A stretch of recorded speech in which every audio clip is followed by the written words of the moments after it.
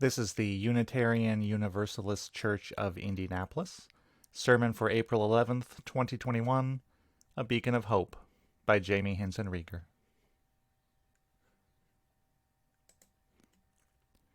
For our service today, we're going to do something a little different. I wanted to take a break from all the current events and news headlines that have so dominated our attention and taken up a large share of our Sunday mornings, and instead share an inspirational story from our history. I want to tell the story of Martha and Waitstill Sharp, two Unitarians who were inspired by the values of their religion to risk their lives helping others overseas during World War II. Sources for today's sermon about Martha and Waitstill Sharp include the Holocaust website, facinghistory.org, the Ken Burns documentary, Defying the Nazis, The Sharps War, and its associated website, Waitstill Sharp's autobiography, The Liberation of the Human Spirit, Martha Sharp's autobiography, Church Mouse in the White House, and articles from the UU World magazine.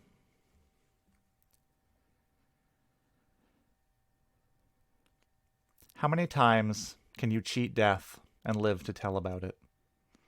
In August of 1939, Martha Sharp had been serving as a secret agent in Nazi-occupied Prague for 7 months.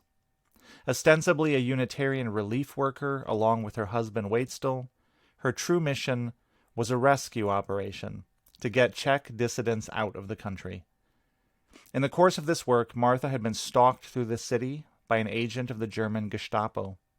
She had narrowly avoided search and capture many times while ferreting disguised refugees out of the country by train.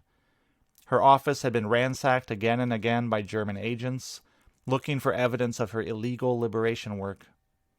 And then in August, the word came to her from the Prague underground. Papers had been signed for her and her husband's arrest.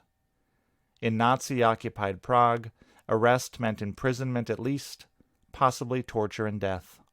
It was time to go.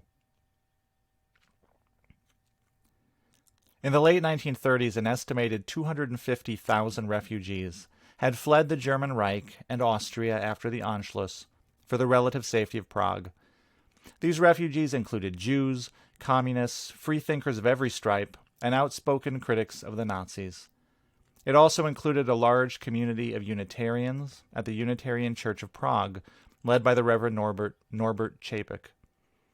As Hitler turned his ambitions from Austria to Czechoslovakia, the situation for these refugees was deeply uncertain. During this time period, Martha and Waitstill Sharp were a young married couple serving a Unitarian church in Wellesley, Massachusetts. Waitstill was a minister. Martha was a graduate of Brown University and a one-time social worker. In those days, being a minister's wife was an occupation unto itself. One day in late 1938, Reverend Sharp received a call from Everett Baker, who worked for the American Unitarian Association, the precursor for the modern Unitarian Universalist Association. Baker asked if he could meet with the couple. When they met, Baker explained to the Sharps the situation in Europe, with which they were well familiar. Reverend Sharp had been preaching against the evils of Nazism for years, and he was not alone in this. Prominent Unitarian ministers, like James Luther Adams, had been sounding the alarm about the Nazis since 1936 or before. Baker proposed to the Sharps a mission of the utmost importance and not a little danger. They would resettle in Prague to do relief work there directly on the scene. As aid workers, they could provide desperately needed food and medical supplies. They could also help resettle refugees out of Europe. The whole would be financed with donations from American Unitarians, although Waitstill recalls in his autobiography that there was almost no money initially. It was hoped that some would materialize from these hypothetical Unitarian donors. The Sharps themselves were to be paid no salary whatsoever. Would the Sharps undertake this mission? Waitstill recalled asking how many couples Everett Baker had already propositioned. 17 was the reply. Am I to understand, asked Sharp, that all 17 have refused? Yes, said Baker. The couple had 2 young children. Waitstill wanted to go. Martha recalled Waitstill's deep sense of duty ingrained in him by his mother. They both felt the call of their Unitarian values.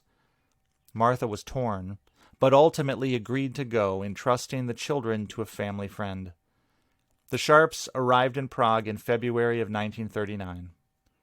Just a few weeks later, the West betrayed Czechoslovakia and agreed to a German occupation of the country as part of the doctrine of appeasement.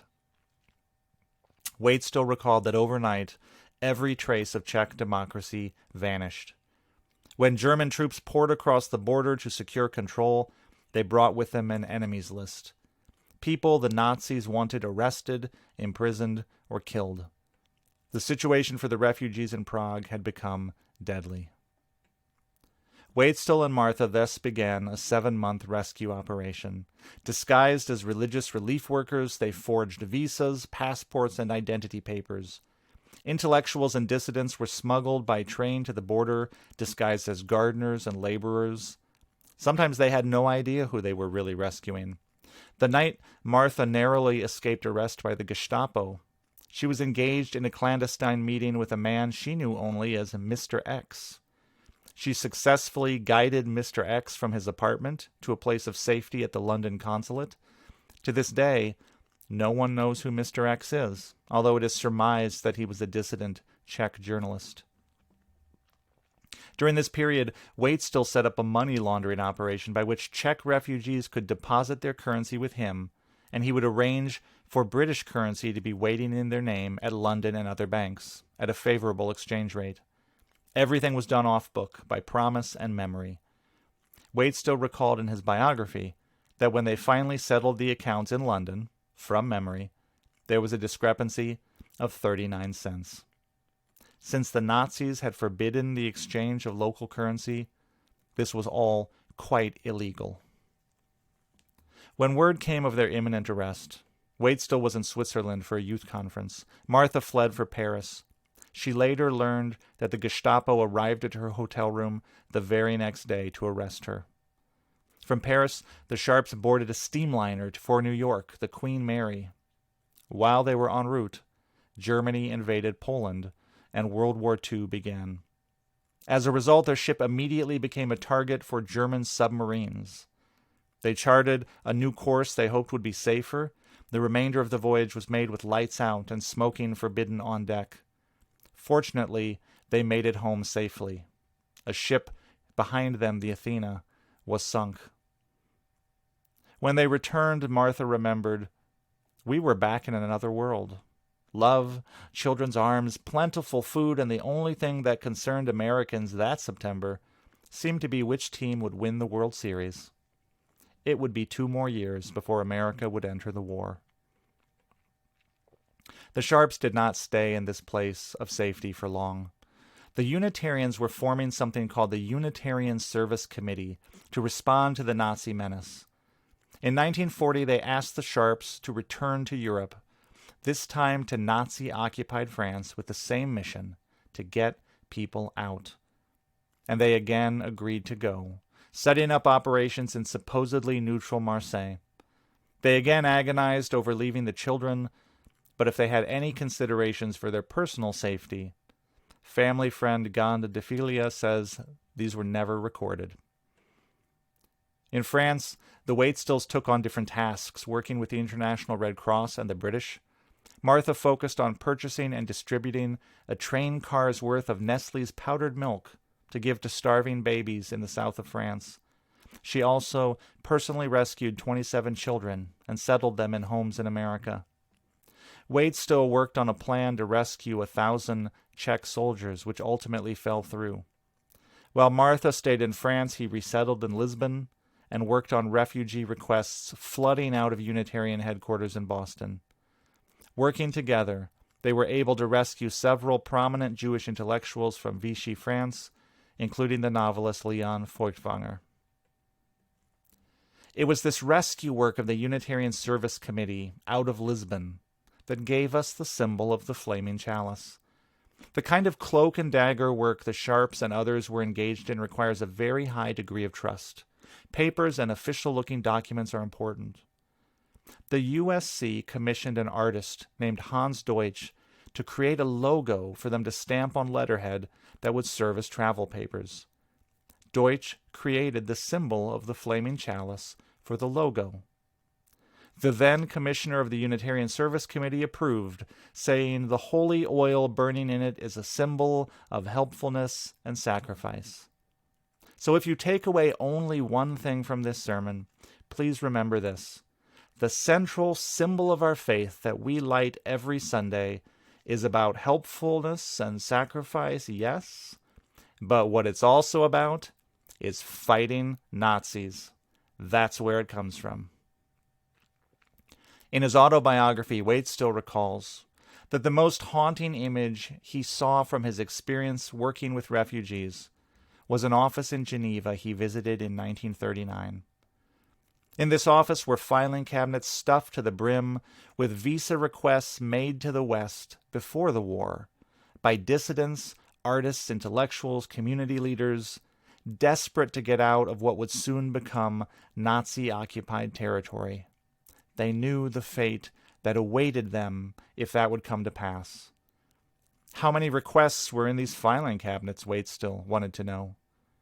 4,700 was the answer. How many of these people were granted visas? 250 was the answer.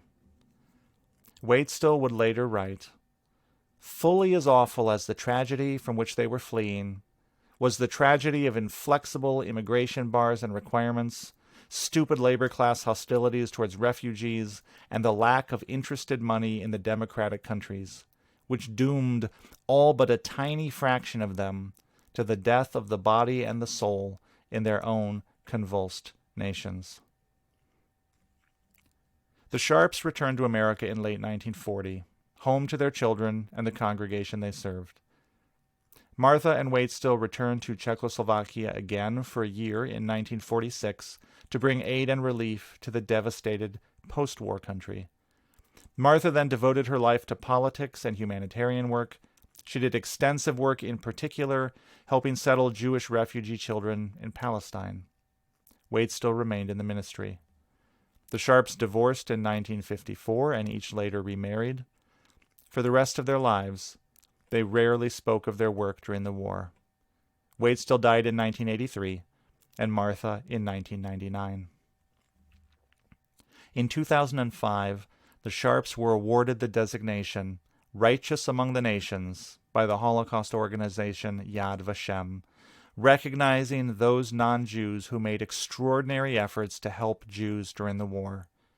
The Sharps are 2 of just 5 Americans who hold this distinction. Martha and Waitstill Sharp were 2 ordinary people who accepted the call of their faith to enter a much larger role in a much larger world than they had ever imagined for themselves.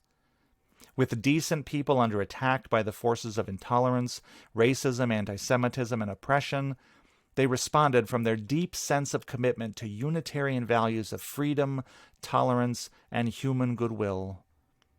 Waitstill would say, simply, it was time for the work.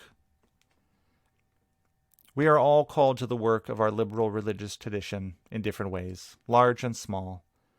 Many of these duties are light, congenial, fulfilling. The duties of friendship, support, camaraderie, learning, and curiosity. Some of these duties may stretch us and challenge us in unexpected ways.